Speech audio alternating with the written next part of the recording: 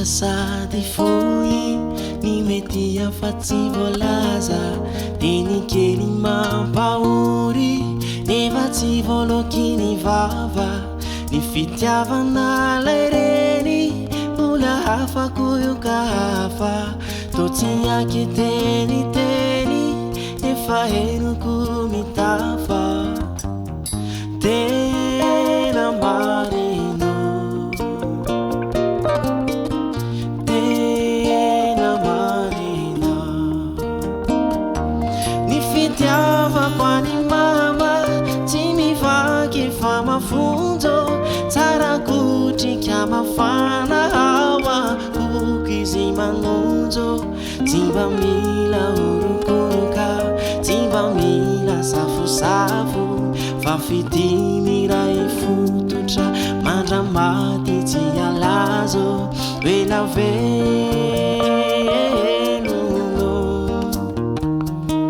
neny diako dia ny tsotra sady fohy ny mity efa tsy voalaza dia ny kely mampahory nefa tsy voaloky ny vava ny fitiavana lay reny mbola hafako io ka hafa to tsy akiteniteny nefa henoko mitafa tena marino tena marina ny fitiavako any mama tsy mivaky fa mafonjo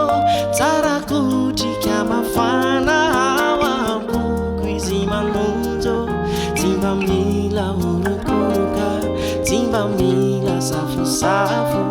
fa fidimy ray fototra mandramaty tsy alazo vela